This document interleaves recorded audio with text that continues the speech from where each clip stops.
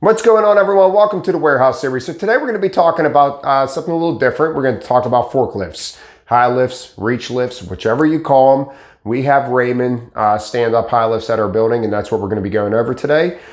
So if you're not a subscriber, if you could do that, I'd really appreciate it. Guys, Discord's up over 120 people. We're really growing that community over there, a little warehouse community over there. And so if you want to join, that link is in the description below. Notification bell is just going to let you know when I post videos. Leave comments and give me a thumbs up. I really appreciate it. All right, so the first thing I want to talk about is whenever you're doing replen, if it doesn't fit, don't replen it. Okay, replenishment, replen is when you take it from the reserve and you put it into the pick location to be selected from. Well, over here, we're stacking them on the floor, and over here, we're stacking them in the rack. What's the problem with that? Two things. One, it's going to cause damage. Okay, so someone could be coming along and they're going to sideswipe all this stuff and cause damage. The other thing is you're going to get your job cut. What do I mean by that? If there's only so many replens in the system and there's 10 replenishment high lifts on, well, if you keep doing all these moves, well, your job's going to get cut. And guess where you go? You go back to selection. That's how it works at our warehouse, and I'm sure it works like that at other warehouses too. If they don't need you on replenishment, you're going to go right into the selection pool. And a lot of people do not like selecting. So if you skip these moves and you put them back up in the reserve, now these three cases over here are selected, well, you're going to get that move back in the system again. So it counts as being a move back in the system. So it adds more replenishment moves. I hope that makes sense. But this is the first thing I want to talk about with replens today. All right, guys, so now I'm going to show you a little bit of video of me in the warehouse. We're going to show you two different scenarios of doing a replen move, and then two different scenarios of grabbing your product from the reserve. So let's take a look at that. So as you can see right here, the first scenario of doing a replen move, I grab this out of reserve, I set the pallet down.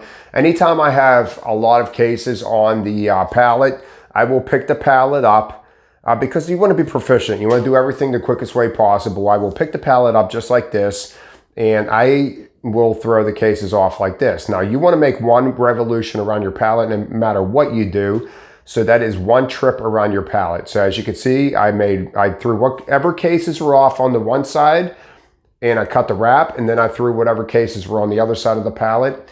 And you want to be off to the side like this because you do not want to hold up traffic in the aisle. So if there's a selector coming by or another forklift operator coming by, you're not holding them up by putting the product next to it and blocking the whole aisle. You want to hold up the aisle momentarily. As you can see right here, I put the empty pallet down.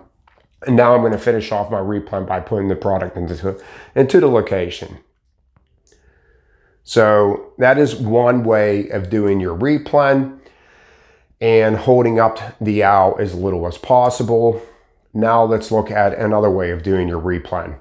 Now this way can be a little bit quicker sometimes, but I only like doing this if there's only a few cases on the pallet. Once again, one revolution around the pallet.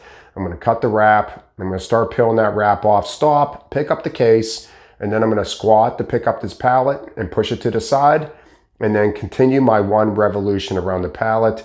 And when I push this product in, I do not even lift up on the, I don't even use my lift because this product is light. It's column stacked. So if you pick it up, sometimes you'll get a whole column to tip over. So I find it easiest just to slide the product in because it's so light.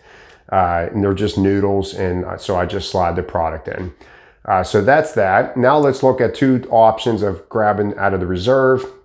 This is the first way is the way that pretty much all warehouses want you to do, and that is squaring up and then raising your forks.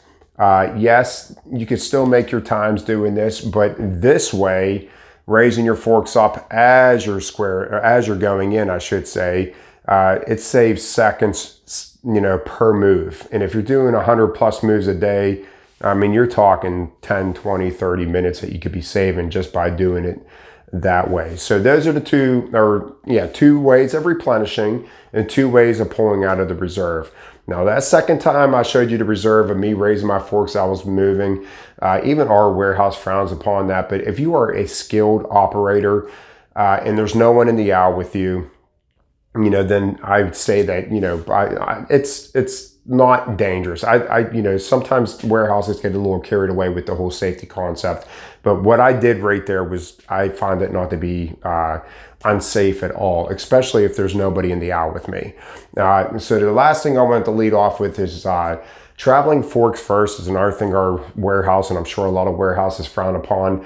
I only travel forks first if I'm traveling within the aisle with nobody around, within the aisle, and I'm not going through an intersection. So I'm not going through any type of intersection or exiting the aisle. Anytime I'm exiting an aisle or going through an intersection, I will spin around and not go forks first. And if there's a selector in the aisle, I do not like passing selectors in the aisle forks first. I will turn around and go the opposite direction. So if there's no one in the aisle, forks first. If you're going through an intersection or exiting the aisle or going past a selector, I recommend turning around and driving that forklift with your forks behind you. So that's it for today, guys. That's what I want to talk about with the forklifts. So continue watching. If you guys enjoyed this video and you find this useful, I will put more forklift videos out. So let me know in the comment section below, and I will see you guys next time. Have a great day.